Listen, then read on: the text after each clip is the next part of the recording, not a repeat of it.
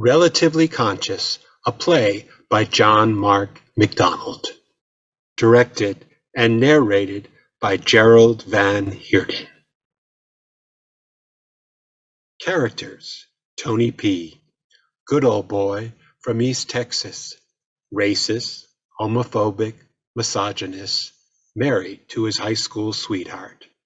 Lily, owner of the diner and the waitress, big hair, Flo meets Ann Richards type. Jimmy Arthur, slight, confident man, glasses, African-American, James Baldwin-esque. Preston Scott, awkward, mid-20s, knows a little too much for his own good, angry. Setting: a diner, East Texas, vintage jukebox with records, tables, booths, etc. A large dated TV perched on the counter tuned to soap operas. The volume is a low murmur. Decor is dated, stuck in the mid-70s. Before lights up, total dark, except for the lights of the jukebox. Sounds of tires screeching and chains dragging on asphalt. Lights up. Tony is sitting in a booth reading the Jasper Newsboy.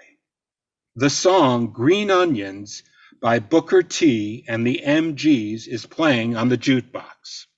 The television is on, airing All My Children. The volume is off. Sound of the kitchen are heard in the distance. Lily is sweeping mud out the diner's front door by using her body to prop open the door. Perturbed, Lily walking over to the coffee maker to pick up coffee pot. Tony, I know it wasn't you that gone and drug that mud through here. I know it wasn't you. After all, you come up in here every morning and you know I don't tolerate no mud in my restaurant. That ain't my mud, darling. But if it were, I sure as hell wouldn't apologize for it. Amount of money I spend in this style. Oh, sure are comfortable in this style, aren't you, Tony? I reckon I see you more often than I see my short order. And don't go giving me that, oh, I spend so much money here. Half the time you only order coffee, and the other half, a cup of coffee and one piece of toast. Now, you see one piece of toast anywhere on the menu? No, you don't. Because if everyone ordered one cup of coffee and one piece of toast, I'd go out of business. Tony rolls up newspaper and slaps Lily playfully on the rear as she walks away with the pot of coffee. Sugar, you know I'm just kidding. Hear about that boy? Paper says his name was James Bird. If that ain't some shit. Don't get me wrong, terrible what they done to that man. Terrible. But Hank over at... Oh, Lordy, here we go. If you'll let me finish, Hank over at the Texaco station told me this morning that the media is coming from all over. He said the world, but I don't know. Pity, really. Family ought to be able to grieve in peace. Plus, we don't need the damn media to make our town out to be full of people who go and drag black boys behind trucks. Whole damn thing's a shame. Hank believes the moon landing was cooked up in a movie studio in Hollywood and JFK was having an affair with LBJ, and that the Jews have a secret bunker on the bottom of the ocean where they control our thoughts through radio waves. So I don't think I'm going to put much stock in what old Hank has to say. Also, if you notice, you're more concerned with how the town's going to look than with what actually happened. Don't start with me, Lil. I said it was terrible. Just don't think we need that sort of thing around here. The media gonna twist it and make it look like you and me go dragging blacks behind trucks for fun. In you all watch. our 60 years of knowing each other, the one thing you've always been consistent about is your idiotic insight. I wish you'd just shut up most of the time. I mean, you do realize He was a regular here, don't you, Tony? James Bird came in about 2 times a week for a cup of coffee. Always got change for $1 and always put a dime in the jukebox and played the same song, some hymn, Walk With Me, Lord, I think it's called. I didn't even know he had it on a jukebox until he started playing it a couple of years ago. Sung by a black lady, real pretty. The song, that is, I don't know if the woman is pretty, ain't never seen her. Oh, you listen to me, I'm just rambling. Anyway, James kept to himself. Seemed fond of baseball, especially the team, the Colorado Roofies. Kind of customer I prefer, to tell you the truth, the ones that don't talk so much. Oh, and he'd like to order lemon meringue pie for breakfast. I liked that about him. See, it was the best pie in East Texas. I didn't have the heart to tell him I got it from Walmart. They's the Colorado Rockies. Who is? The baseball team, Colorado Rockies. The Colorado Roofies would be a hell of a different ball game. But it don't matter. I ain't never seen him. At least I don't recognize him from the picture in the paper. He ain't no regular here, Lil. And if he was, did you give him that spiel you just gave me about only ordering 1 cup of coffee and you'd go out of business? Never mind, don't answer that. That was one of them rhetorical questions, you know, those intellectuals always talking about. The answer is you don't dare talk to him the way you talk to me because he's black. And blacks are more protected than Al Gore's spotted owl these days. Oh, and I'll take a piece of that Walmart pie. Pretty goddamn sure I know who is and who isn't a regular in my diner, Tony. I have owned it for 45 years and been the sole waitress most of that time, and it does bear my name. Just 'cause you ain't seen the man don't mean he wasn't here. Hell, it took you 3 months before you realized I changed my hair from blonde to red. And that was only because you heard Ida Mae tell me how lovely my eyes looked with the new hair coloring, which they do, if I do say so myself. And I do. Oh, Lil, don't go get all bunched up in your pretty little panties. I noticed your hair. I just didn't say anything because right when you done and dyed it, it looked like you had sat out in the rain too long and your hair had rusted. Hey, it was so orange, like one of them chains on a bike. Now, don't worry, it looks good now. But I wasn't going to say anything at the beginning because I wasn't going to lie and say Russ looked good on you. And another thing, Ida Mae isn't exactly an authority on hair. Her hair turns a shade of blue in the right light. She is the poster grandma for the blue hairs. Did you hear I wanted some of that pie? Shh, listen to you, the poster grandpa calling anyone a grandma. Imagine the nerve. Hello, pot, this is the kettle. And you are sure right about one thing. I have never talked to him the way I talk to you. Who? James Bird. You just said I didn't talk to him the way I talked to you. You are right, but it ain't because he is or was. Gosh, I hate talking about the dead. Never know what tense to put him in. Anyway, it ain't because of his skin color. It's because he, like most courteous people who come in by their lonesome, sits at the counter so as to free up my booths for larger parties who actually want to sit a spell and have a meal. What's your point? And that pie, you got any? My point, dear, is you like to commandeer a booth all by your lonesome, spread your paper all around like you're lying in a bird cage and stay for hours like you got something to prove, taking up all that space. Same reason you got that big ass truck of yours.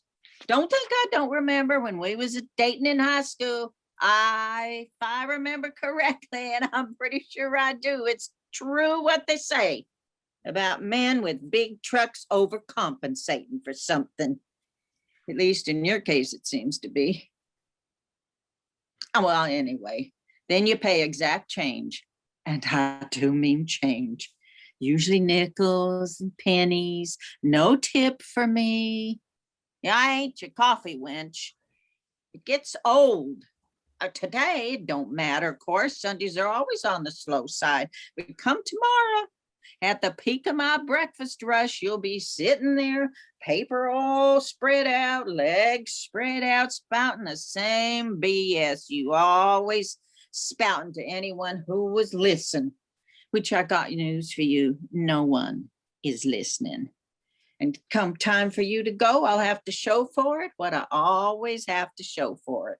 96 cents paid for in goddamn nickels and goddamn pennies. And I've known you since we was 6 years old. Hell, I had such poor judgment at one point I dated you. And we are out of the pie, so shut up about it. We are out. Speaking of Sunday, why are you not in church? Hold on there, darling. Back that sass up. What did you just say about my big ass truck? First of all, maybe in your advanced age, you're forgetting things. But I assure you, my truck isn't compensating for anything. Ain't nothing small about me, including my plumbing. Every woman I've ever been with, and trust me, even though it's none of your damn business, there have been plenty besides you and my wife, has commented on how above average I am. Ooh, how above average you is. Well, there's a ringing endorsement. Tony, the Lothario of Woodburg, above average. If the Jasper Newsboy ever reviewed my diner and they said it was just above average, I'd about die. Let me guess, these multitudes of women all also said how you were the only man who ever gave them an orgasm. And before I forget, I'd certainly take hair advice from Ida Mae, who gets hers done once a week, rather than a man who hasn't been able to grow any since Jimmy Carter left office, and who wears a baseball cap because he don't want nobody knowing about his 4 patches atop his head. You want the usual? Give me a minute. I'll give you a minute, but it'll be the 96 cent for the usual 1 piece of toasted coffee. Use predictable bees on honey.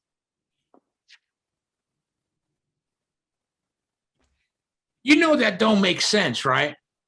It's not the first time you ever said that bees on honey thing, and it don't make sense. I mean, maybe if you said I was predictable as a bee making honey, that would make sense. But predictable as a bee on honey? You was cute though when you get all screwed up in your words. Bees on honey, Colorado roofies. You know what else don't make sense, Tony? That this conversation started about a man who was brutally murdered last night.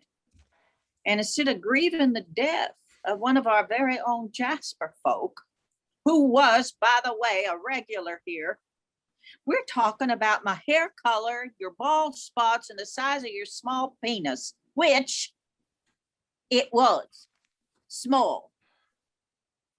But anyway, seems sad when you think about it. I mean, who's going to grieve us when we're gone? Who's going to pause for more than 10 seconds and reflect on what we was? No one, I reckon.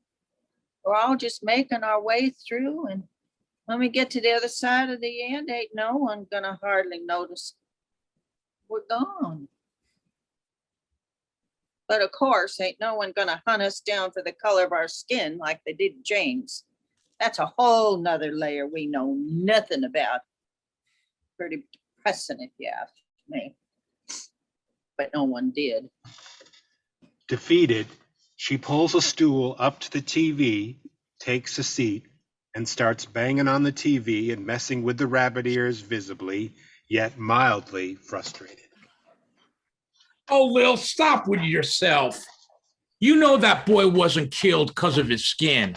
He was... You just called James Bird a boy? Pretty sure you did. And pretty sure you know why you did. Oh, hush your mouth, liberal Lily. He was killed for doing something stupid. Like I said, don't make it right what they did to him, but he did something. People don't just up and get killed for no reason, not even colored boys. Yeah, and I called him a boy. Jimmy Arthur enters front door of diner. He is dressed in black suit, white shirt, black tie, vintage 1960s attire, black rim sunglasses. He holds a small steno pad. In his back pocket is a rolled up Jasper newsboy. Welcome to Lily's Sugar. Have a seat wherever. I'll be with you in a bit. Jimmy Arthur walks to his seat on the booth to the back of Tony. They do not make eye contact or notice each other at all. As Jimmy Arthur sits down, the words, "Not everything that is faced can be changed, but nothing can be changed until it is faced," appears on the black wall. Lily puts down a menu, turns the coffee cup right side up, and pours Jimmy Arthur's coffee, even though Jimmy Arthur didn't ask for any. Might I bother you for some sugar? Hand me some of your sugar. Take the whole thing. I don't use sugar. I take my coffee black. Not James Bird black. That kind of black will go and get you killed. Pay him no mind. He's just an innocent backwoods hick. Aren't they all innocent, that is? Sure. Sugar, I guess. Anyway, as I was saying, Tony here don't know when to keep his mouth shut. He's all bark, but he wouldn't know how to bite even if he wanted to. I'm Lily, the lily of lilies, and I'll be taking care of you this morning. Just holler if you need anything. We're not too formal here. You need something, just ask. I can accommodate anything except substitutions. Don't go thinking you can substitute something on my menu for something else. My menu is as fixed as Marlo Maple's face, and my cook don't like no one messing with it. Jimmy Arthur doesn't seem to hear what anyone is saying. He has begun writing on a steno pad he brought with him. I'll tell you what I do know. I know there's more to that story than they telling us. Goddamn media. That colored boy done got drugged behind that truck, and there's more there. He done something. That's what they not telling you. He done something. Smarted off, or worse, probably a lot worse. No one goes drag someone behind their truck for no reason. Got fresh with one of their girls or something like that. There's always a reason. But the media got a story to tell, and they ain't gonna let facts get in the way as they tell it. His name was James, and he deserves respect enough for you to use it. His name is my name, too. Whenever we go out, the people always shout, "There goes Jimmy Jacob Jingleheimer Smith." Wait. There goes one dead, one alive, Jimmy's in Jasper. Now that don't fit. Now, been I've been in this diner all of 2 minutes, and you've already made two incendiary comments. Now, I've been around a while, reported all over the world, and I've met my fair share of all types, but congratulations to you, sir, for the speed with which you confirmed my suspicions about this place. Whoa, back up there, Fancy. What suspicions? That people from these parts are what? Ignorant? Backwoods? Hicks? Ignorant, backwoods, Hicks is a superb description. Well done. Took the words right out of my mouth, sir. Quit calling me sir. It's Tony. And I don't mean that's how I was describing us. I mean, that's how you think of us. Ignorant backwoods hick. His name is Tony's name too. Whenever they go out, the people always shout, there goes a racist. Hold up there. You can come up in these parts to cover your little story or whatever you're doing here, but you don't get to come into my town on my turf and holler racist. Not at Tony. I don't have a racist bone in my body. What good is technology and recording my stories if I can't get the damn tape in the machine? And can you two pop down? Other people are trying to eat. What other people? What I mean is other people will be here and they don't want to walk in on two grown men singing nursery rhymes to each other. So hush up, the both of you. I'm not sure how many other people are coming, with all due respect. Seems this lily white, pardon me for the use of lily, but seems this lily white town got quite the scare when I was driving over from the airport. Once I hit Jasper, the only cars I saw were news vans and satellite trucks. Guess everyone thinks they're going to be lynched now, despite the fact that they're all, lily white. That boy wasn't lynched. He was chained behind a truck and drugged through the street. And we got plenty of blacks in this town. Oh, how predictably simple of you. You think lynching just means hanging, don't you? It can mean It's time to order. What are you having? I'll have the steak, medium rare, and eggs. Scrambled, but just 3 egg whites, 1 yolk. Did I stutter? I said no substitutions. At Lily's, the steak comes well done and the egg come whole or it don't come at all. So you want the steak and eggs scrambled? Preston Scott enters, trips over welcome mat, but doesn't fall, seats himself at a table. His table has sugar, ketchup, and Tabasco. He is disheveled, wrinkled shirt with heavy stains, untucked, pants are equally wrinkled. Lily brings him a menu. He has a copy of the Jasper Newsboy that he lays out on the table. Coffee, sugar? Sure. Rough night.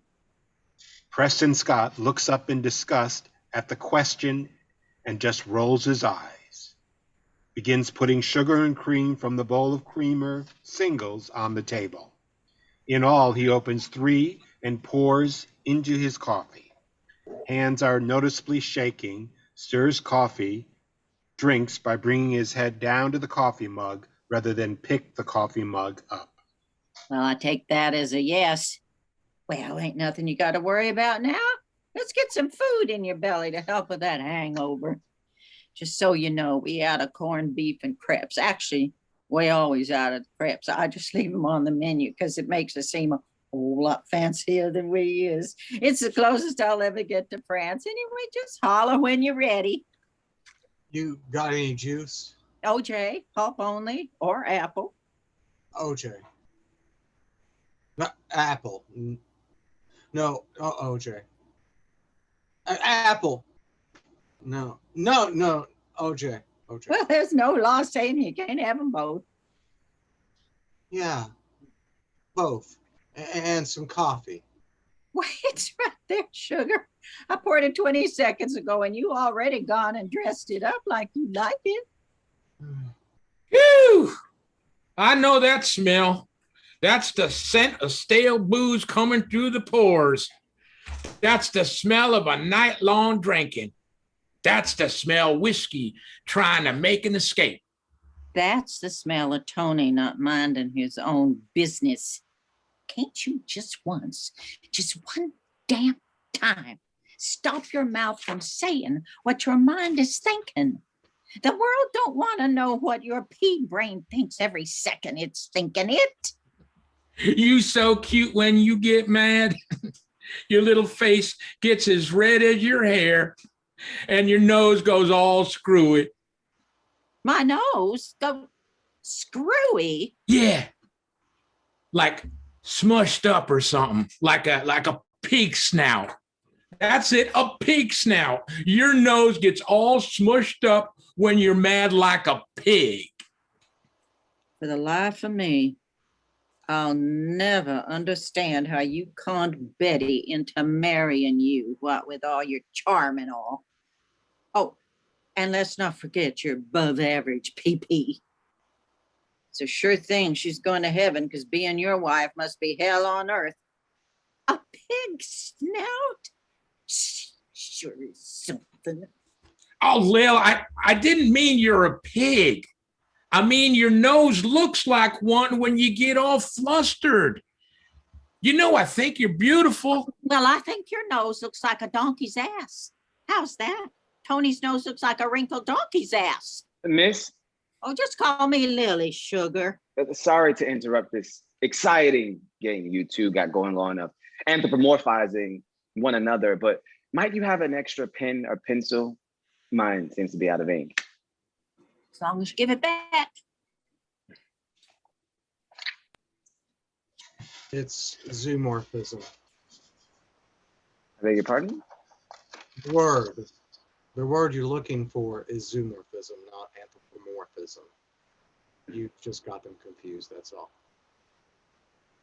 No disrespect, young man, but I'm a journalist with the most reputable newspaper in the country. No, make that the world. I certainly don't intend to take vocabulary lessons from someone who just started shaving last week and from the looks of it, hasn't yet learned how to bathe. I could wring out your shirt and have enough alcohol to get 3 sailors drunk 3 times. It's okay, you just confused the two words, that's all. See, anthropomorphizing is when you give human qualities to animals, whereas zoomorphism is when you... You know what you damn reporters don't do? You don't write about the good things going on in Jasper. First Baptist feeds the hungry every Wednesday. Read that anywhere lately? Nope. Even my wife bought some poor black family their groceries last week when they didn't have the money at the checkout. I'll bet I could send that story into the paper. They'd ignore it. But they sure as hell will mention that that person who killed that bird fella went to church. You know why? Because the media hates Jesus, and they do anything to make him look bad. And how's that, Tony? No one has said if the killer went to church or where he went to church. No one. Because ain't no one know who done it. You're growing more and more paranoid with your old age. That's why you look at your check every day before you pay, like I'm going to stiff you out of 4 pennies. You should divorce Betty and marry Hank. You two could spend your twilight years hunting for the secret Jew bunker at the bottom of the sea. They will. You watch, they will. The Bible says Christians are going to be persecuted in the last days, and the media, this one included, is going to find some angle to make us all out to be members of the KKK. This one with his most reputable newspaper in the world will see to it our town is painted as a bunch of racist Klan members. If the hood fits. What's that?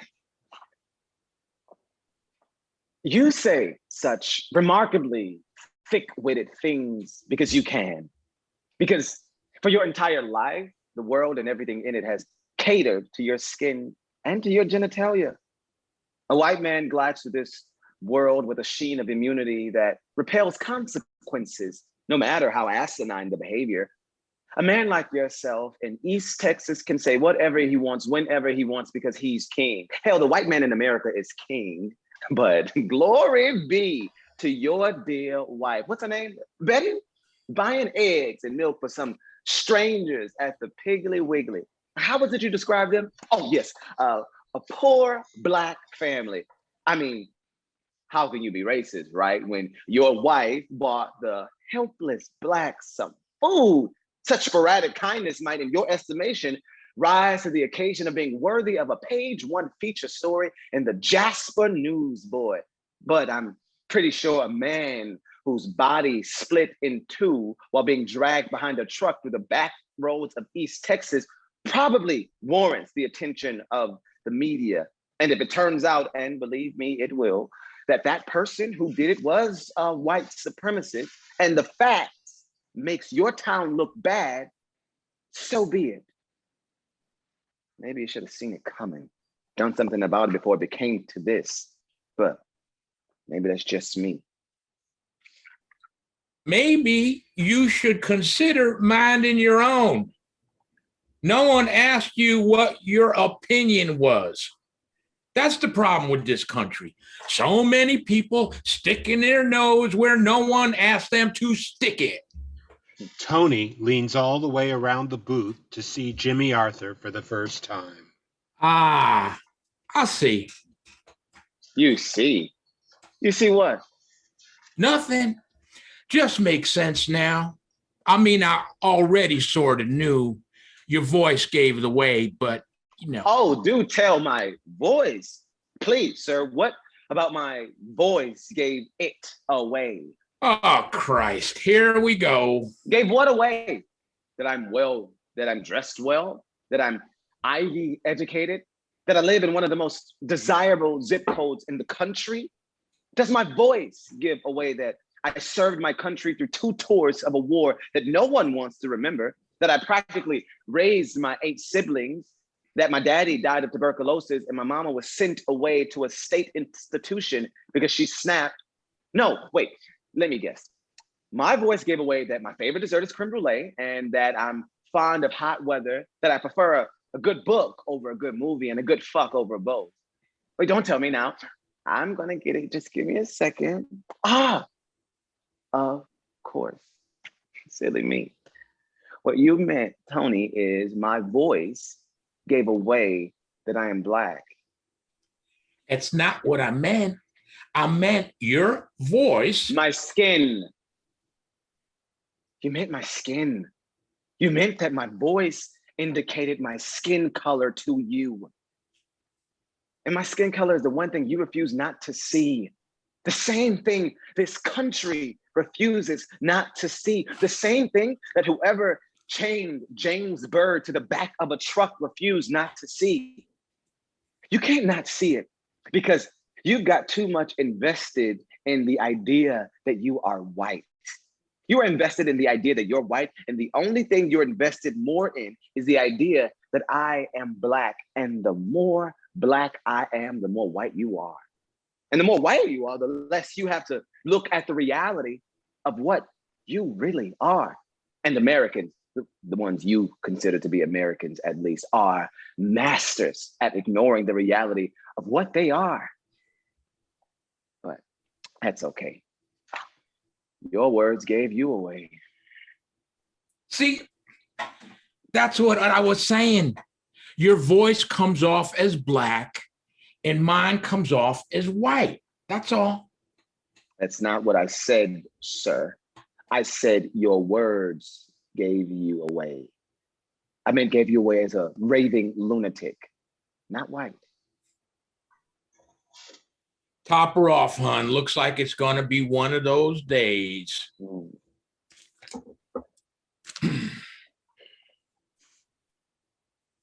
Good God. Lily, you got to take a look at this. Lily makes her way to Tony. Tony points to a picture on the front page of the paper below the fold. Well, that's Blake Bobbitt's campaign.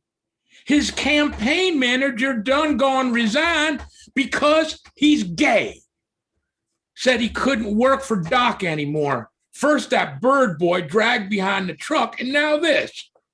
Oh boy, we sure as hell don't deserve all this. Lily, bending over, looks closely at the article, looks at Preston Scott, looks back at the article, back at Preston Scott, recognizes Preston Scott, forcefully takes the paper from Tony's hands, stands straight up, looks intently at the article, whispers loudly. Don't go making more of this than what is, Tony. No matter how much you flatten the pancake, there's always two sides. We ain't that boy or Blake Bobbitt. Ain't nobody's business but theirs. Also, Blake is a regular here, and I don't want Lil, that's him. Hey, that's the boy. That table right there. That's the gay guy right there. Would you quiet down?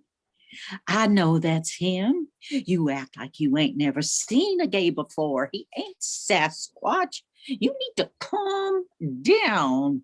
Just drink your coffee and forget you ever read that story. Also, get your grubby hands off my apron. Preston Scott, oblivious to it all, stands up and walks off stage. Tony gets up excitedly, scurries to look around the corner where Preston Scott went. You think he heard us? He couldn't have heard us, right? I mean, I don't care if he did, but he didn't, right? Oh, quit being so paranoid. He went to the bathroom. He ain't heard us, and why don't you try and make sure he don't? Shut your mouth and keep it like that. You know, it was only a matter of time before this happened here. That Elliot degenerate come out last year. They gone took prayer out of school a long time ago. Took Christ out of Christmas. And killing little babies and calling it a choice. Slick Willie doing God knows what in the Oval Office. It is my business, Lily. He done make it my business when he decided to announce to the world he's a fag. I've been on God's green for a few 24s. This sort of thing that kid done might fly in New York, but not in East Texas. We value God, family, country, in that order. You know that. Always have, always will. Again, a man was dragged behind a truck last night, and you are more concerned with everything but that. So predictable. Oh, wait, let me get it right. Predictable as bees making honey. Is that right, Tony? Did I say it right? Anyway, you sure can go on and think whatever you want to think, but you're not going to make a stink with that man in my restaurant. You go do that at church. Or better yet, send a letter to the Jasper newsboy and let him know how it was in the good old days when you could leave your front door unlocked and queers knew how to stay out of sight and blacks stayed on their side of the tracks. But you don't get to make that boy feel unwelcome under my roof. Preston Scott returns to his table.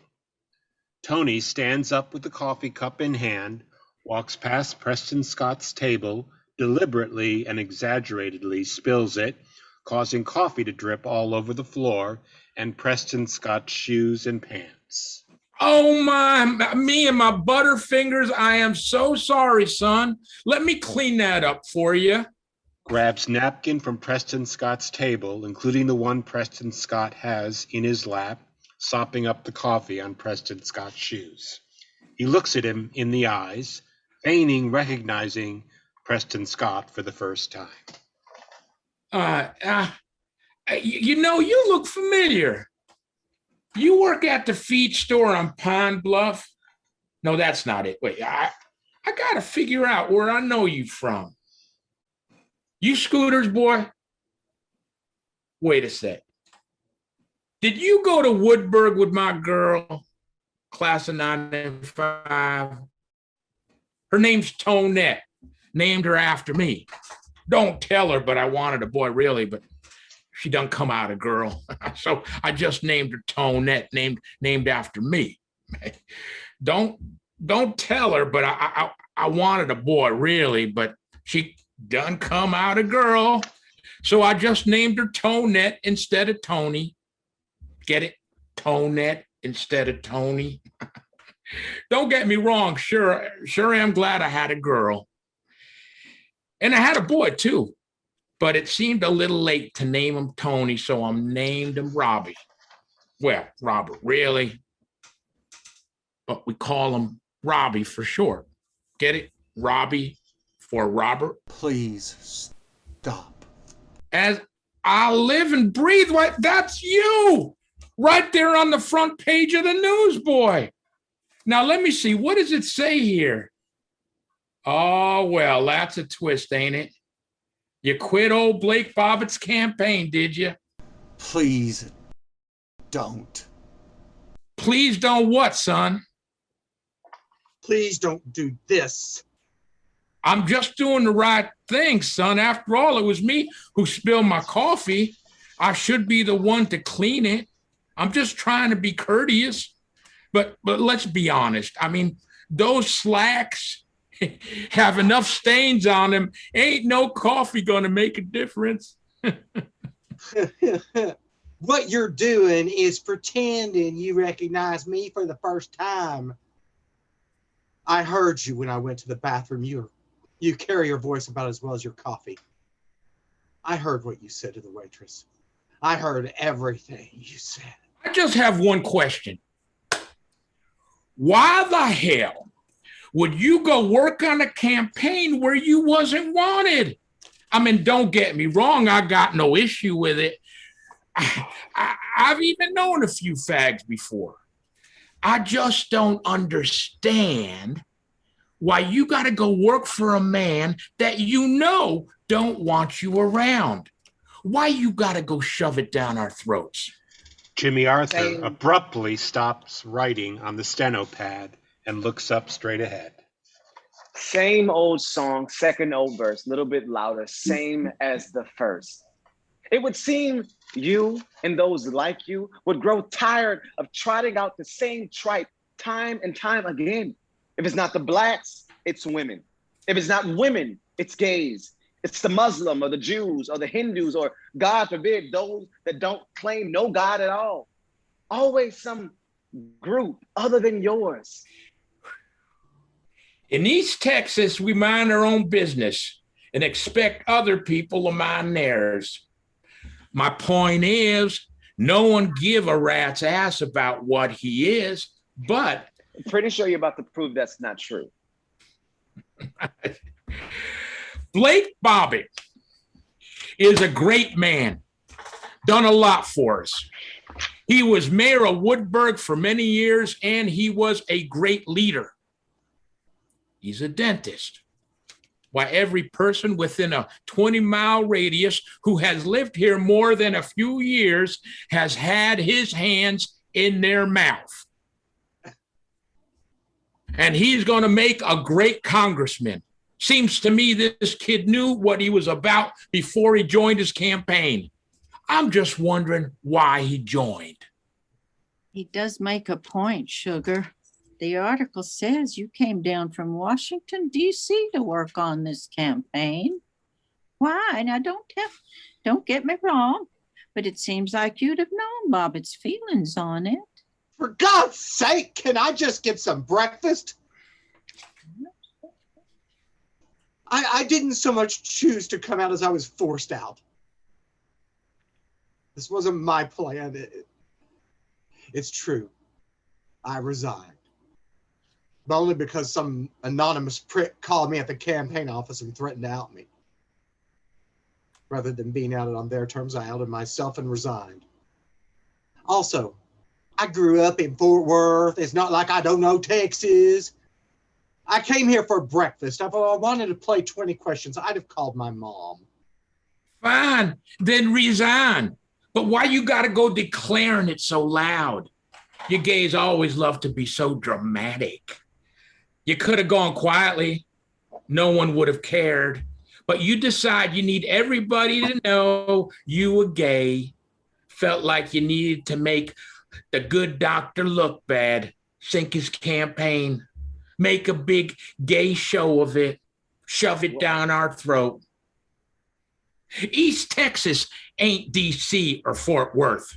No one here gonna understand it. Look, like I said, I don't have a problem with it, but I can't go accepting it. The Bible, that book your kind hate, is clear, crystal clear. It also ain't natural.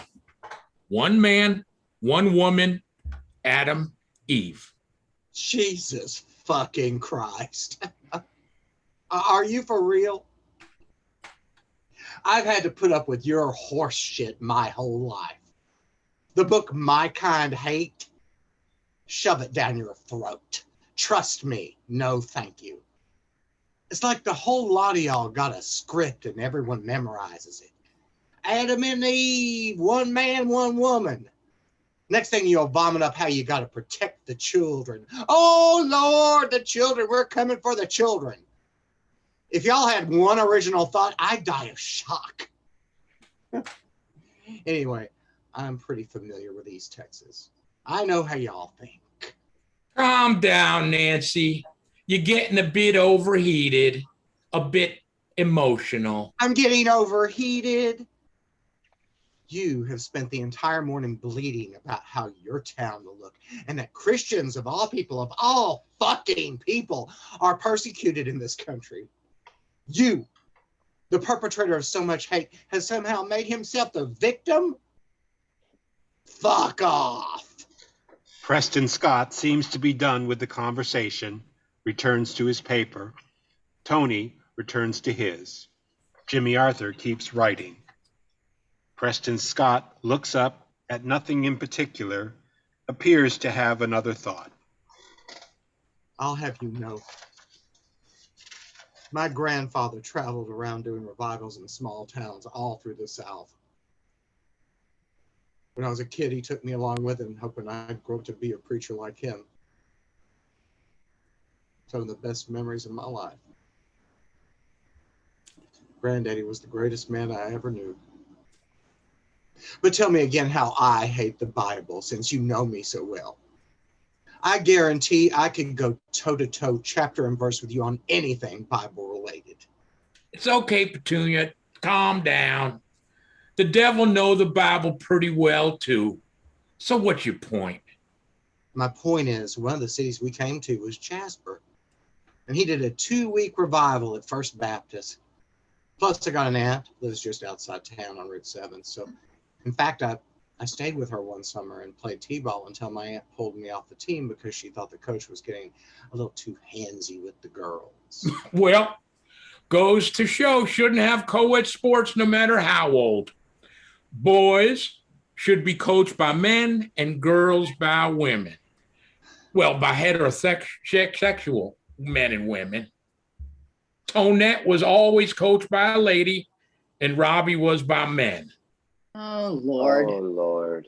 Oh, Lord. Now, hold on a minute. I got saved at a revival at First Baptist. Wait a second. Is your granddaddy Joel Griggins? Oh, Lord. I'll be. Your grandfather got me saved. I owe my salvation to that man. I mean, of course, I owe it to the precious blood and resurrection of Jesus. But your grandfather, at that revival, he led me to the Lord. Ain't that something? In fact, my wife got saved at that revival too. We wasn't married then, but that's when we first noticed each other. And so you could say your granddaddy not only got us saved, but got us together. So, Joel Griggins, how does he feel about having his grandson as a gay? I mean, if you didn't tell him before, it'll be hard not to tell him now that you're going to announce it to the world. Not that hard, really. How you reckon? He's dead. And I never told him. I imagine he wouldn't approve, and I'm pretty sure you know that's right. I forgot. You're Tony the mind reader, the anointed and apparently appointed man of God who can tell what we're all thinking, including the dead. Look, not that I owe you any sort of explanation. I was really close to my granddaddy. No, he didn't know, but if he did, I don't think it would have bothered him as much as you think it would. Or should I say, hope it would. The jukebox comes on, playing James Byrd Jr.'s favorite song. The song Lily said he played every time he was in the diner, Walk With Me, Lord, sung by Mahalia Jackson. I don't hope for nothing, son, beyond what the good Lord says. It's his word, the word your grandfather devoted his life to. That has something to say about the life you're living. What I think don't matter. You got an answer to God. It's between you and God, son. And you, apparently. It's between me, God, and you. You, the keeper of all things holy and righteous. You get a hard on and telling everybody how to live their lives. Never mind. I know the answer. Probably got a woody for Jesus right now. You just recite every worn out cliche in your religious Rolodex. Nothing original is going to come out of your mouth, I guarantee. Just the same old meaningless pap brought to you in glorious technicolor from the pulpit of the First Baptist Church, Pastor Goodhair presiding. You know, you're always so careful to preface it with saying you love this and you love that, but within seconds you pivot to hate so acidic it'll strip the thin veneer love right off of it. It don't have anything to do with love. It's about what the Bible says. The reason you think it ain't original is because it ain't. The Bible don't change no matter how much man might want it so. God said it. I believe it. That's that. You're right about that. American Christianity has rarely had anything to do with love. And this Bible you speak of, this is the same Bible that says that slaves should obey their masters, that women are subject to the whim and wishes of men, that it's a sin to wear crossfibers, which, pardon me for saying so, looks as though your pants done crossed a few. This is the same Bible where Solomon had 700 wives and 300 concubines. But you, sir, are right. It doesn't change. Just gets picked apart selectively for the parts people want to follow and the parts they'd rather ignore. With all due respect, sir, I don't need your help. I appreciate you trying, but I can handle this. Oh, don't flatter yourself. I wasn't helping you, just telling the resident Bible scholar here that he seems to conveniently overlook some verses. She thought I was helping her. Boys, this is Lily's diner, not seminary. I don't need other customers hearing y'all arguing about the Bible. If you pay your check, you're welcome at Lily's. Whether you believe in the Bible or the Koran or don't believe a damn thing at all. The jukebox shorts out, causing sparks to fire and smoke to come out from its side. The music stops. What the? Lily grabs the fire extinguisher from behind the counter, rushes toward the jukebox and sprays it. Well, for fuck's sake, Tony, why don't you just sit there and not do anything? Holy hell, fire about to break out and y'all just sit there and stare. Lily continues spraying the jukebox. All three men just stare at her, not moving from their seats. Is it a man thing? Y'all just gonna stand there and gawk? Y'all think staring at it long enough will put the fire out? What were you boys planning to do if fire broke out in this joint? Once the flames started, you three just gonna run out and leave Lily to deal with it? Oh, be still my heart. 3 nights in shining armor and y'all about gone and pissed your pants. I mean, didn't know what it we was. was just It was all surprised, so that's quick. all. See, I didn't- Stopped. You talk big, but when push comes to flames shooting out of a jukebox, y'all got concrete in your shoes and shit in your britches. It's not that I'm soft, ma'am. I'm just not accustomed to a jukebox spontaneously catching fire. Probably because where I'm from, we have fire inspections to prevent such things from happening. Where you're from? Is everyone as big a snot as you are? 'Cause I'll tell you what, seems like every time one of you Yankees comes down here, you all got some snot-ass remark to make about us and the way we live. I didn't tell you where I was from. Oh, sugar, you didn't have to. Second you strut into the diner, I knew where you were from. The air immediately filled with the sweet scent of your superiority.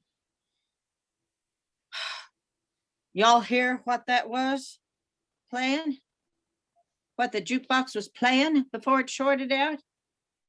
I'm pretty sure it was playing Walk With Me, Lord. Did one of y'all pick that song? I didn't hear no song. Something was playing. It was his favorite, or at least the one he played every time he was here. Whose favorite? The Bird Boy. Can you please quit referring to him as the bird boy? Oh, okay. How about Birdman? Bird fella. Wait. I got it. Bye bye birdie. Miss, can I get some sausage, preferably links? At least he ain't Jewish. Seriously? Just a joke. Well, if it makes you feel better, my boyfriend is a Jew. I'm just kidding. I don't have a boyfriend. My people prefer anonymous sexual encounters. Why are you laughing?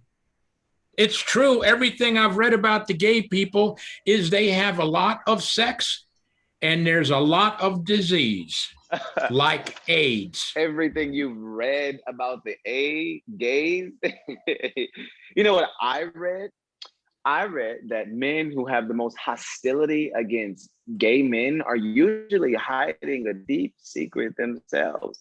I don't mean to disturb the steady diet of horse manure you've been fed. That's just what I read. Here we go. Here we go indeed. This entire time, Lily is not listening. She inspects the jukebox almost like it's a caged animal. She doesn't know what to make of it. She touches it, looks at it intently from all sides, gets down on her hands and knees to look under it. Speaking of same song, different verse, every time someone brings up their deep held beliefs that being gay is wrong or a sin or morally wrong, y'all come back with the person saying it is a gay. I don't think it's wrong to murder. Doesn't mean I secretly murder. I'd prefer if white women didn't go with black men, and if white men didn't go with black women. Don't mean I secretly want me some color girl. And it don't mean I am a racist. Sometimes y'all's logic lacks, well, logic. To your last point, it sort of does. It does mean you're a racist. I mean, you referred to black women as colored, but that's a different conversation, Tony. I'm Preston Scott, by the way, but you figured that out already. Jimmy, nice to meet you, Preston. Preston Scott, not Preston. Never Scott. Preston Scott. It's hyphenated. Oh, like John Benet Ramsey, that girl who was killed a couple of years ago. No, not like John Benet. Her name doesn't have a hyphen. It's John Benet, all one word, whatever. It's Preston-Scott. Anyway, as I was saying, perhaps it's not fair to immediately label you as a closet case simply because you virulently oppose homosexuality. But the idea isn't far-fetched. For instance, do you know how many men I've gone out with that I later learned were married to women and had children. And in fact, week after I started working on the campaign, we had a pretty high-ranking elected official come down and campaign for Bobbitt. Now, I won't tell you who this person is, but let's just say he wears his Christianity on his sleeve. He never misses an opportunity to rail against the homosexual menace that is plaguing society, going so far as to say that should we secure equal rights, it'll be the end of this country as we know it. Anyway, he gets done giving his stump speech. The crowd clears out, and it's just me and him in the banquet room. You know what he did? He hit on me. I don't mean, oh, maybe I'm imagining things. It all could have been misinterpreted. I mean, grabbed my cock, looked me in the eyes, full on, hit on me. And that kind of shit happens all the damn time. Call bell from the kitchen window rings. 3 plates are at the window with food. Lily grabs the plates, distributes them. I'm sure that happens. That's not my point. The point is there are people like me and people like your grandfather. Seriously, dude, quit presuming you knew what my grandfather would have believed. I know him a hell of a lot better than you did. Dear Preston-Scott, don't confuse Tony with facts. His mind has been made up for a while. Actually, his mind was made for him before he was even born. Well, most of the people you meet around these parts, for sure, have sincerely held beliefs, and both of you are doing precisely what y'all accuse me and people like me of doing. You're painting us all with a broad brush. It's not so much the brush as it is that you taught us how to paint. You're right that I don't know you, but I do know, based on the history of this country, what you and people that look like you and people that talk like you have caused my people to endure. I know that not so long ago in towns like Selma and Little Rock, and yes, Jasper, you wanted a school for my children and a school for your children. Pardon me if my brush seems broad to you, sir, but just your comments that I have heard today about James Byrd seem to lack a basic concern with the fact that a human being was tied with chains and pulled behind a truck until his body split in two. That I know without knowing anything else. That's all I actually need to know. You always speak in sermons. I mean, my God, everything out of your mouth is like a damn sermon. Pardon me if my brush seems broad to you, sir. Cause my people to endure. That's all I actually need to know. That's all I actually need to know. In Jesus' name. A special report breaks in on the TV, which has been tuned to a local station ever since Lily couldn't get her VHS tapes to work. Lily gets up from the jukebox, goes over to the TV, and turns the volume up. Everybody hush. Anchor on the television. KFKD interrupts to bring you this special report. 2 men have been arrested for the brutal murder of James Byrd Jr. John King and Lawrence Russell Brewer were arrested earlier this morning and charged in Byrd's death. A 3rd suspect remains at large. At least one of the men in custody is believed to have ties with a white supremacist group in the area. Story developing. We now return to our regularly scheduled program, already in progress. Oh my God, he gone lost his mind. I need a drink. You need a time machine. Pardon? So you can go back to a time when the world was just as you pictured it should be. The good old days when this child huddled voiceless in the closet, when Lily didn't have a vote, when your wife buying a sack of groceries for the poor, helpless little Black family would have made her Jasper Citizens of the Month, when tying a Black man being behind the back of a truck didn't warrant a special report on TV. When I wasn't blamed for everything, you know, I don't condone what those boys did to that bird boy, fella, whatever you want to call him. I don't condone it one bit. But you come in here and you blame me just because I am white and a man and not some queer. No matter how much you may want it to be so, what happened to that man, I didn't do it. I don't condone it. I don't approve of it. Lily starts sweeping randomly.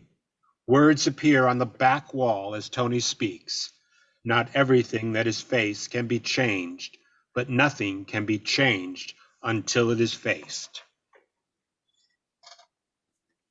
You believe in signs and symbols? Like what? I'm asking the kid. And I'm asking you to clarify. Do you believe that sometimes things happen that are meant to get our attention? Supernatural things like you being the grandson of the man who led me to Jesus. Or like that jukebox catching fire after playing that song the bird boy liked so much. Or like when God lets him get killed. Do you think there's something out there that uses weird shit like that to grab a hold of our attention? Hold up. You seriously think God allowed that man to be murdered to get our attention? That he would take another life just to wake you up? Sounds like a pretty fucked up God. I do. I believe that. I believe God causes things to happen like that, and we either choose to see it or we don't. Well, lock my gun. What? Last week, after I'd done emptied it and cleaned it, it went off.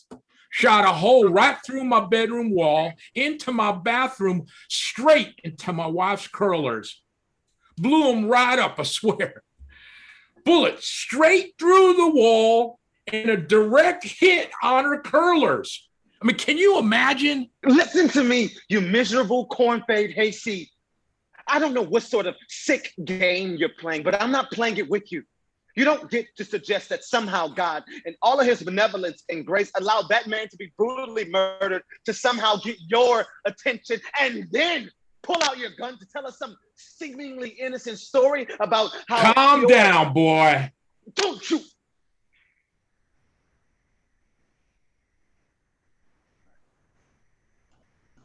More seriously than you could possibly know, don't you ever call me boy. Get your hand off my gun. It don't have any bullets in it, precious. You just said it didn't have any bullets in it when you blew up your wife's curlers. The hell? I mean, I don't think it did. Now you don't think it did. It was a sign. Now it's I don't think it did. Get that thing out of my sight. You scared of an unloaded gun? You know, I've had enough. I didn't come to Jasper to have a pissing contest with the town sot. I can write my story from my motel room. I've covered some messed up shit, been in war zones, seen things I will never be able to unsee. But you, Tony, you are in a world of your own. I'll be on my way, ma'am. Thank you for your hospitality. Jimmy Arthur starts walking towards the door. The TV breaks in with another special report. Lily turns the volume up. Third suspect in the brutal murder of James Byrd is still at large, considered armed and dangerous. The authorities are advising the citizens of Jasper to stay indoors. Massive manhunt is underway. A reward of $25,000 is being offered for any information about the suspect. Please call the Jasper Police Department, 409-555-1313.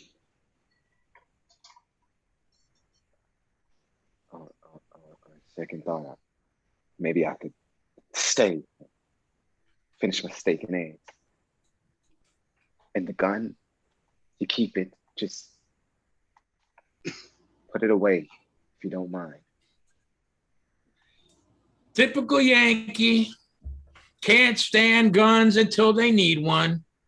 Don't believe in the Second Amendment until they need protecting. And then all of a sudden, they're pro-gun.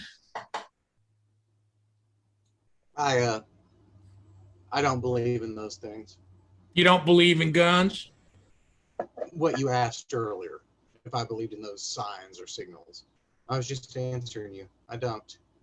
If God is out there, he, she, it isn't in control. I mean, what kind of God would it have to be to have dominion over this world in the shitty state it's in?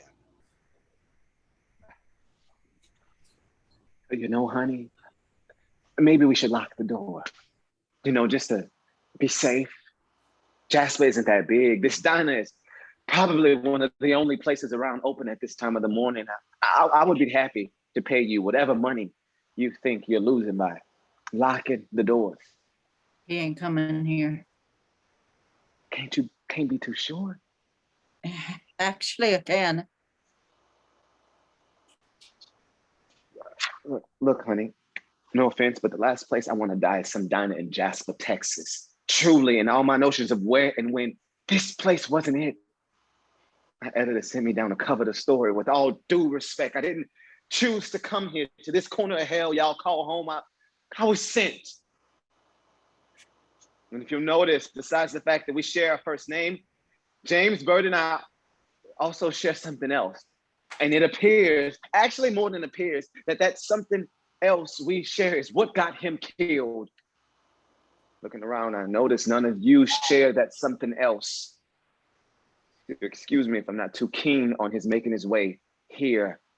I'm perfectly content interviewing him through steel bars. Sugar, I'm glad you're here.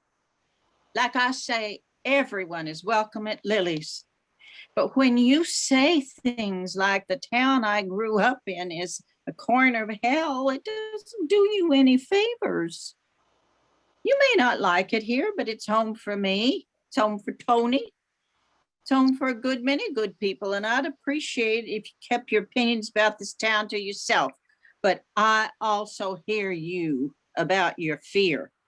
But you got to trust me about the killer. I just know he ain't coming here. You know something, Lil? Is there something you're not telling us? You've never been good at hiding when something is bothering you. Those plates about ready, Hoss. These boys are hungry. Honey, we all got our food. You bought it out a while ago, remember? No sense pretending. If you know something, best to let us know.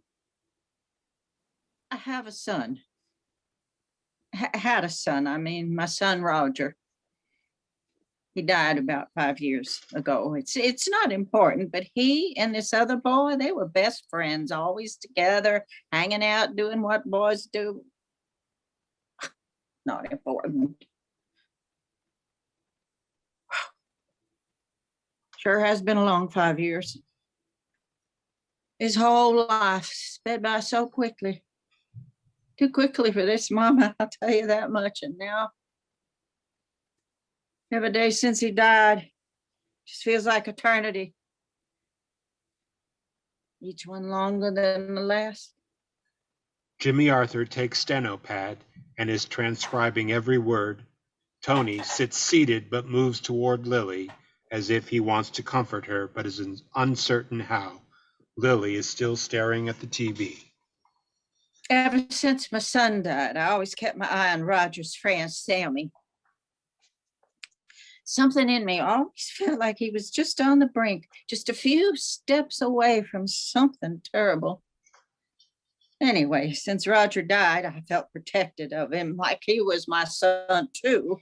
He's not a boy no more. Sure don't need me looking after him, but that don't matter. A mama is always going to look after her kiddos, even the ones she didn't birth.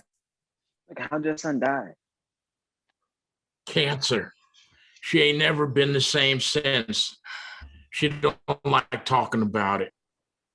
Jesus, Tony, you can't even whisper right. I can hear you.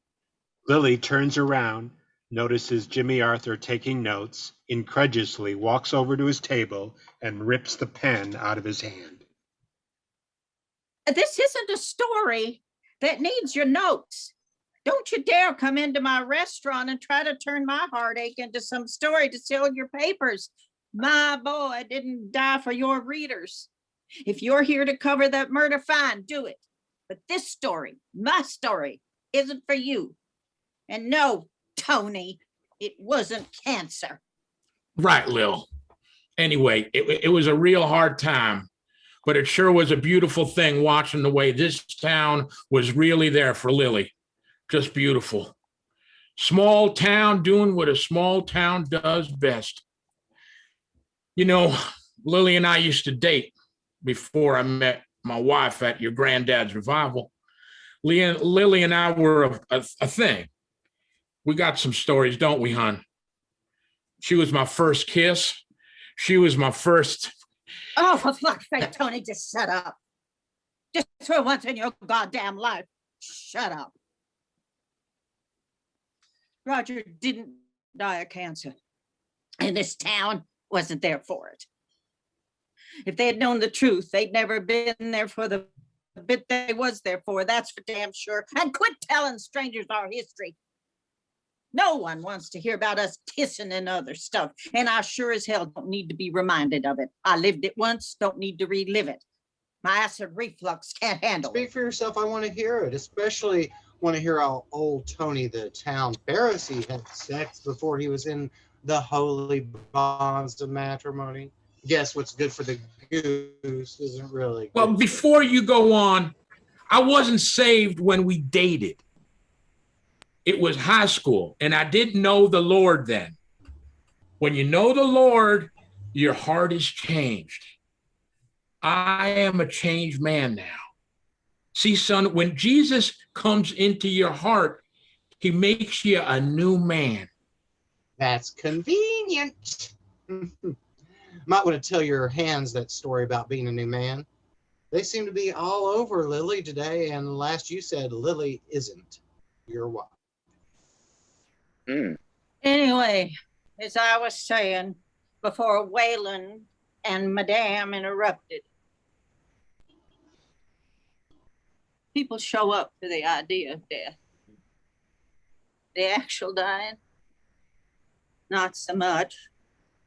They drop off casseroles and covered dishes, have a glass of iced tea, tell you they're praying for you, that God's in control. Offer up some reassuring words meant to comfort themselves more than they're meant to comfort you. But casseroles don't do much good when you're carrying your dying boy from his bed to his chair, or feeding himself food because he don't have the strength to take his hand to his mouth, or cleaning the shit out of his bed because he lost control for the third time in a day. There ain't nobody around for that.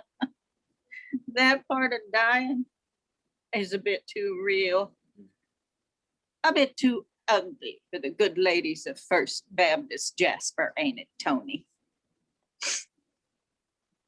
But Roger's friend Sammy, ever since Roger died, I try to check on him when I can. A couple of months ago, couldn't get a hold of him. He's miserable drunk, goes on benders, takes his phone off the hook for days, sometimes longer. I went over to his place. He lives a little past Lake Rayburn in the thickest part of the pines. There ain't nobody around for miles. I get to his house, shack, really. And it's only his truck there, so I knew he was home. Before I knock on the door, I hear screaming. Real loud, that kind of screaming that comes from the darkest place of the soul. I tried peeking through the window, but didn't see no one but him. He was just sitting on the couch, screaming at no one, just screaming every other word. Look, sugar, I'm just telling you this. I don't say these words. I just want you to know every other word was the N word. Nigga. The word is nigga. Yes. Well, yes. Every other word was.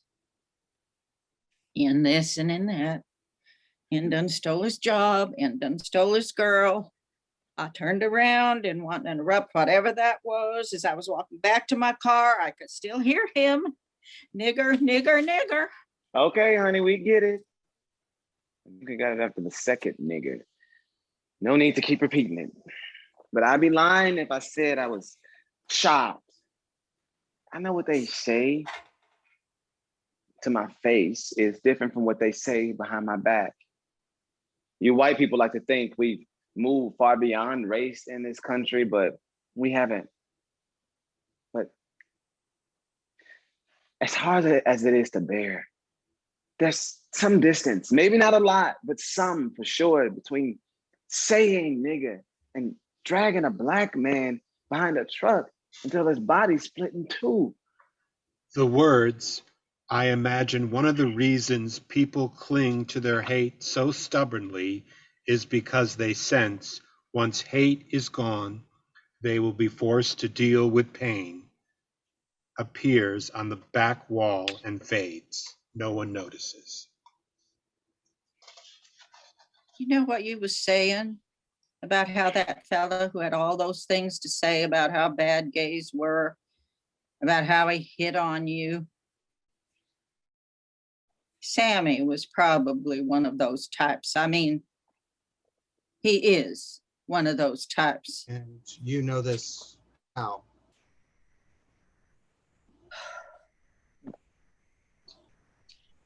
You know why the ladies at church quit showing up for Roger? Do you, Tony? Because they did. One day they just quit coming by. You know why? No. Of course you don't. Don't nobody know but me and Loretta. Lil, what are you talking about? God, why are you so handsy today? He's right, I'm not your wife. Anyway, Loretta heads up the ladies' auxiliary at First Baptist. It's just an excuse for the women at the church to get together and gossip and occasionally justify their existence by taking some food to a member of the church who's sick. One day, she and some of the other ladies was over. Roger wasn't doing well at all. He'd been sleeping the entire day. I couldn't get him awake. So me and the ladies, we just visited a bit. Anyway, Loretta came out of the bathroom. She was in there a long time, but I don't know why I remembered this. But she didn't flush. Something told me something wasn't right. Sure enough, about 2 days later, she called me. She says all innocent like that she was using my bathroom and was looking for some toilet paper. And she opened the cabinet under the sink and she seen all these medicines. She said she wasn't snooping. Of course not, heavens no. Not Loretta Baduna. But one of the meds caught her eye. Total bullshit. But anyway, she goes on that she got home, was talking to one of her friends who happens to be a doctor. And lo and behold, he was talking about the same medicine as she seen in my cabinet. Well, ain't that some sort of coincidence? That Loretta, such a polished turd. She's so full of shit. When she dies, just give her an enema and you'll be able to bury her in a shoebox. At this point, I don't care. I just don't care if you know these secrets been killing me slowly for years now. The drug she found. She tells me her doctor friend told her it was an AIDS drug. What's an age drug? Is that a lady cream for wrinkles or something? AIDS, Tony. AIDS. I said, Roger had AIDS. You know, Tony, the disease those people get from having too much sex. You just said it 20 minutes ago. Gay people get a bunch of disease. Well, Roger was gay. Happy. Tony, happy. And he died of AIDS. Is that too much for you, Tony? How about this? When I knew Loretta knew, I knew she was going to tell all the women at the ladies' auxiliary and then the church if she hadn't already. So I told her. I panicked and I told her about Roger. And I told her about Roger's boyfriend. Christ, the whole world gone gay. Oh, just shut up. Roger and Sammy. They wasn't just friends. They's more than friends. I found them in Roger's room one day. They was doing stuff just friends don't do. Well, ain't that something?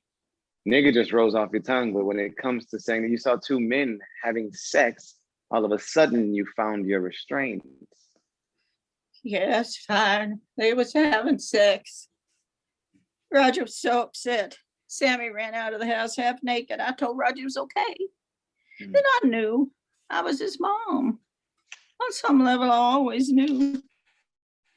Maybe I didn't want to see it, but I saw it anyway, long before I actually saw it, you know. Finally, Sammy came back over, begged me not to tell his daddy. Oh, his daddy is a drunk, and Loretta is an Anita Bryant clone, and they'd likely have killed Sammy.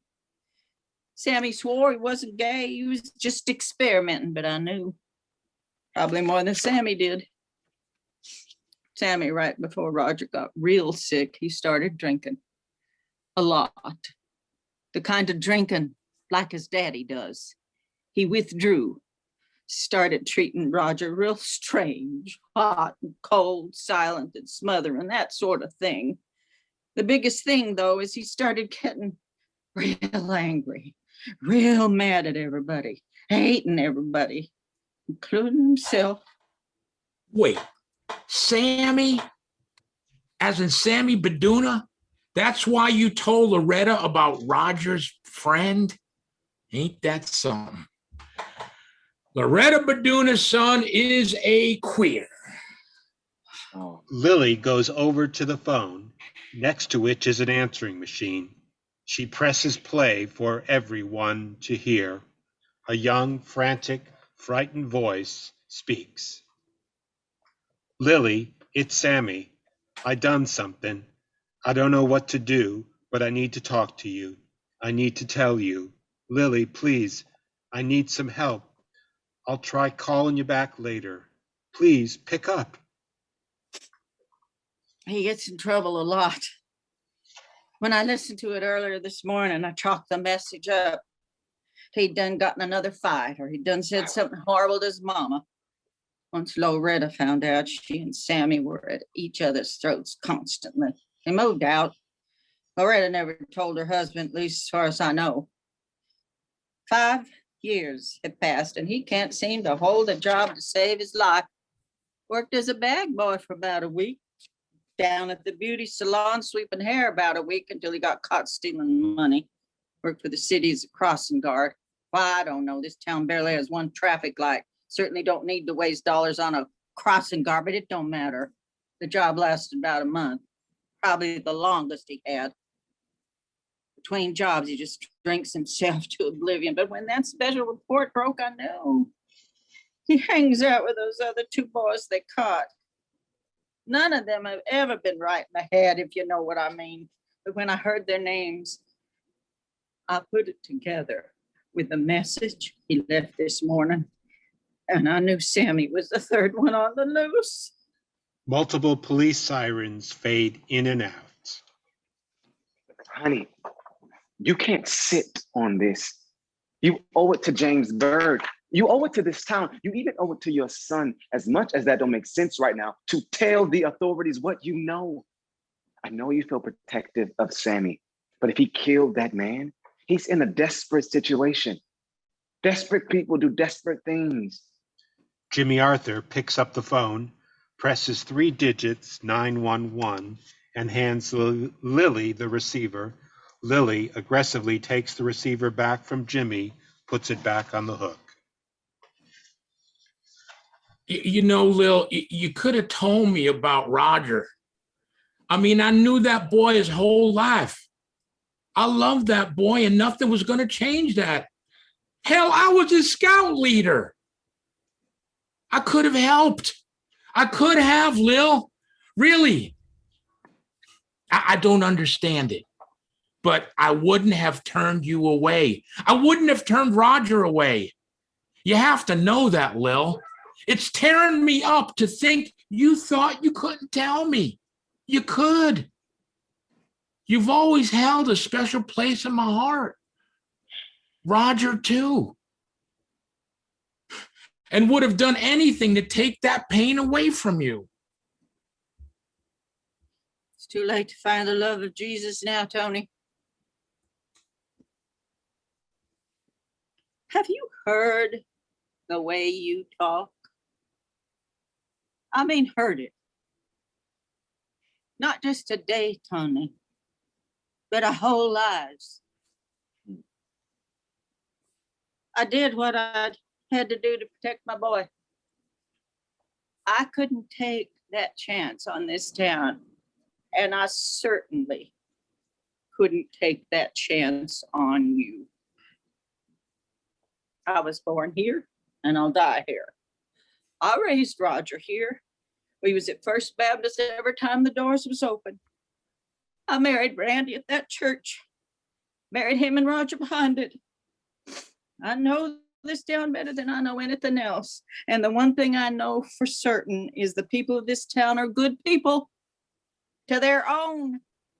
But anyone deviate from that norm or whatever it is, and they will cut you and your loose so fast your head will spin and ruin your name while they do it. I couldn't do that to Roger. And I couldn't do that to myself. I apologize. I know this isn't that relevant, but Sammy, is he tall, blonde, has a thick accent, drives a white pickup truck with a Confederate flag draped around the passenger seat? Oh, let me guess. Yeah. Met him in a chat room. Went over to his place. I was drunk. We chatted for a minute. I found him incredibly attractive, totally my type, but something was off. Way off. So I decided I needed to go, and as I was leaving, I saw the flag in his truck. He tried calling me, messaging me in the chat room after that, but I didn't answer. He became hostile in his messages, lots of racist shit in the messages, along with calling me a dirty fag. Said I was probably an N lover, that I probably had AIDS. I just ignored it. Finally, one day, I picked up the phone, God knows why, and told him not to contact me, and also told him how disgusting that flag was. The jukebox begins playing Walk With Me, Lord again. No one notices. Well, excuse me, Preston Pius, but to be fair, that flag is more about heritage than it is hate. Also, I'd just like to point out that I'm the only one here that hasn't used that word, the N-word. To be fair, is that what you just said? Just to be fair. But to clear it up for you, it ain't heritage. It's hate. End of discussion. What I was saying, and no surprise it was lost on you, is that I didn't use the word all of you have used. And there is a lot more to that flag than your people care to admit. Pray tell, who are my people? Because I'm pretty sure, you're pretty sure you know, but you don't know. You don't know me. You don't know my people. The truth, if you're interested to know it, is you don't even know you. My people know you better than you know you because we have watched you from the beginning. We studied you.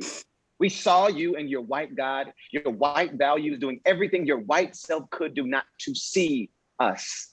Because if you ever saw us, truly saw us, you will be forced with a decision, and it's a decision your people have never been ready to make.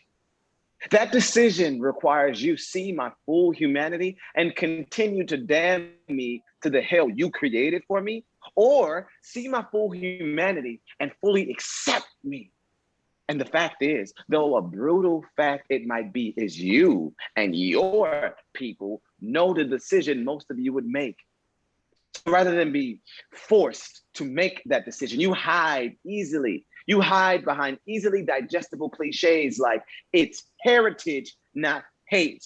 And you convince yourself because you don't say the word nigger, you don't hate niggers. When the truth is, Tony, you don't know any niggers. How could you? You don't even know you. The words, they are in effect still trapped in a history which they do not understand, and until they understand it, they cannot be released from it, appear on the back wall. No one notices. Here we go again. Another sermon from the Right Reverend Jimmy with a stick up his ass. Ooh. You should have ordered a pulpit with your steak and eggs. Fact is, I've known plenty. Not that word you keep using, but I've known plenty of black people. My boss for 15 years was a black man, one of the greatest men I knew. Haley, the lady who came to help my mama when I was growing up, was a beautiful black woman who my family treated as one of our own. And none of those people were niggers. You know why, Tony? Because niggers don't exist. They are a creation, a myth, a bugbear, meant to scare the living hell out of you, but more importantly, to keep the likes of me in perpetual servitude to the likes of you. To use one of your words, you know the heritage of our church, right? Our church? I mean the Southern Baptist. First Baptist Jasper is a Southern Baptist church. I know that. I just wasn't sure why you said our church. Exactly what I said, our. O-U-R, our. Despite your objections, and believe me, despite the objections of my gay friends, I still consider myself a Southern Baptist. Oh, Lord, here we go. The Southern Baptists started exclusively over the issue of slavery. They broke off from another denomination to form the Southern Baptist because they supported slavery. The entire reason they came into existence was so they could support slavery. And they used the Bible to justify it all. Oh, please. You know as well as I do, even if what you say is true, which it probably is not, that's not what it stands for today. Just so we're clear, there's a madman on the loose. Lily here is pretty sure she knows who done it. And you two are arguing about the history of a church denomination?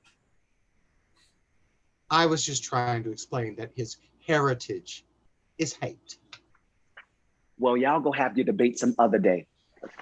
You need to call the police, ma'am. You really must. You know something. People are in danger. This is no longer about you and your secrets. Music on the jukebox stops. That's Rich. You, of all people, telling us to have our debate some other day. Since the minute you walked through the door, you've been doing nothing but debating. But darling, he's right. You did all you could. You've got to turn this over. Let other people take care of it. Whatever happens, I'll be here for you. I'll always be here for you. Special report breaks in on TV, interrupting Colorado Rockies. Lily goes to the TV, turns up the volume again. Anchor. Jasper police are confirming that 2 suspects in custody have confessed to the murder of James Byrd Jr. We also received confirmation that a 3rd suspect is now in custody. We will bring you more information as it becomes available. Police have lifted their advisement for the residents of Jasper and surrounding areas to stay inside. Dear God, forgive him. He know not what he do. Awfully hard to make sense of God when he don't make no sense most of the time. Couldn't save my Roger. Couldn't save Sammy. Lil, don't beat yourself up. I'm here for you. I'm not perfect, and I got a hell of a lot to learn, but you can lean on me. I promise you. I promise you that. Honey, I know this seems like bad timing, but I have to ask you to spell your last name. I'm on a deadline, and you might very well be the person Sammy knows best. Might you spell your first and last name for me? Legna. Legna. Don't you dare, Tony. What part of I don't want to be a part of your story do you not understand? Jesus, you don't seem thick, but you can't seem to get it through your head that I have no desire to be included anywhere in your story. Is that clear? I know I don't know much given I am from this corner of hell and all, but I'm pretty certain I'm articulating myself quite clearly. Yeah. Can we all just take a step back? Too much loss for one day. The diner phone rings. It is ignored. Keeps ringing. Hon, I know this might sound ridiculous, especially coming from someone like me, but Tony, I don't feel like hearing it right now. Answering machine comes on. Thank you for calling Lily's on Hilltop. We are open Monday through Saturday, 6 a.m. to 6 p.m. Leave a message at the beep. Beep. Hey, Lily, it's Sammy again. I really needed to talk to you. I've decided to leave Jasper for good. Can't take it anymore. Need a new start. I don't want to do this on their answering machine, but there's something I need you to know. There's something I haven't told you. It's about Roger. It's about me and Roger.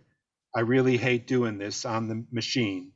Listen, Lily, I love you, and I need you to know that, okay? I never told Roger this, but it was me. It was me, Lily.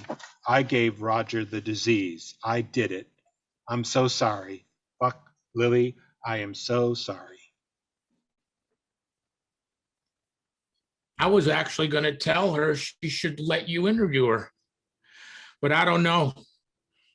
I don't know much right now. That woman means more to me than most anything in the world. If I'm honest, she probably means more to me than my own wife. I don't know how much more her broken heart can break. Seems like the world gone turned upside down. Like everything that was, wasn't. So if Sammy is leaving town and he's not the third killer, who then? Everything is as it has always been, Tony. And it will remain so. Jimmy Arthur goes to the phone, dials a number. Hi, Francis. It's Jimmy. Put me through to Alice on the news desk. I'm filing the Jasper story. As Jimmy Arthur speaks, these words appear on the back wall. Love does not begin and end the way we seem to think it does. Love is a battle. Love is a war. Love is a growing up. No one notices. The words disappear. Hi, Alice. Jimmy. Follow my story. Ready? Okay. Dateline, Jasper, Texas. An African-American man by the name of James Byrd Jr. was brutally murdered early Saturday morning. According to the Jasper Police Department, at least 3 men lured the victim into the piney woods on the outskirts of town, where they proceeded to tie his hands together with chains, attached to the chains to the back of their truck, and dragged him several miles until his body tore apart. Authorities claim that all 3 suspects have been apprehended. A color picture of James Byrd Jr. wearing a Colorado Rockies hat projects on the back wall. As Jimmy Arthur speaks, the picture of James Byrd gets smaller and moves to the upper left corner of the wall and turns to black and white. You know what, Alice? Scratch it. Scratch the whole thing. Start over. I want to start the whole thing over. Jimmy Arthur speaks again. Every word he says appears on the back wall as he says them in newspaper format, wrapped around the image of James Byrd Jr. like an article. Dateline, Jasper, Texas. The most notorious mass murderer in this nation's history struck again early Saturday morning. James Byrd Jr., a Black man, was beaten, chained, and dragged behind a truck until his body split apart. The local authorities claim to have all 3 suspects in custody, but from the evidence available at this time, it seems likely that the mastermind remains at large. It also appears that he will never be found. The gay child will die a lonely death because we can't bring ourselves to see his humanity.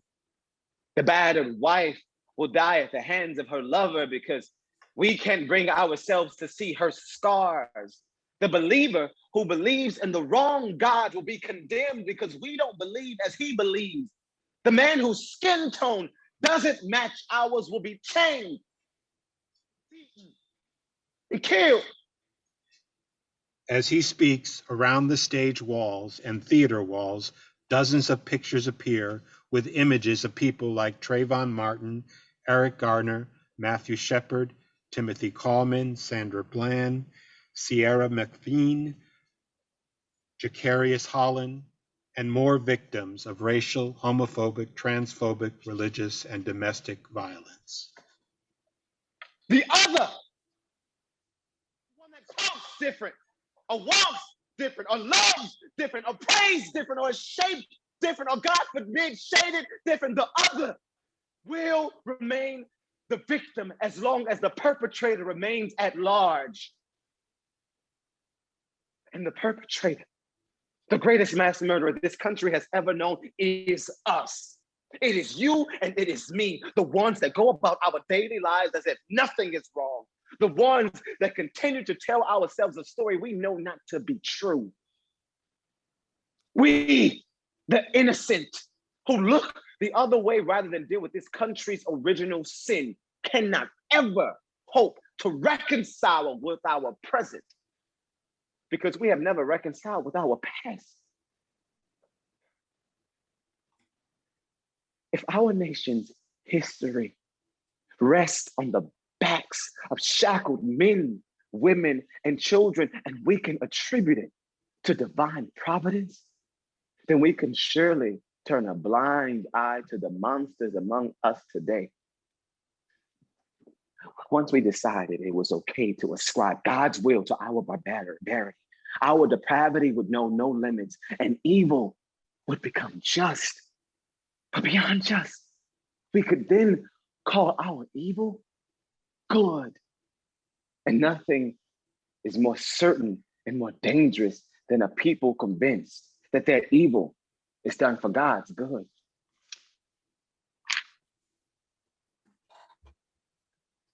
We killed James Byrd Jr. this morning, and we will kill him again tomorrow, and we will continue to kill him to the end of our days, because the price of not killing him requires too much of us. The entire stage and house goes dark. Then, as Jimmy Arthur says the following words, they appear. I really do believe that we can all become better than we are. I know we can, but the price is enormous, and people are not yet willing to pay it. The name Jimmy Arthur is attached to the quote and transitions in this order. The Arthur becomes an A, Jimmy becomes James, and Baldwin is added, spelling James A. Baldwin. Every other quote that appeared without attribution throughout the play, reappears all about the walls, this time with James Baldwin's name attached to each. The house goes dark. The jukebox lights up, begins to play Walk With Me, Lord. Everything goes dark again. The sounds from beginning of the play of tires screeching and chains dragging are heard again. Lights go dark. The end.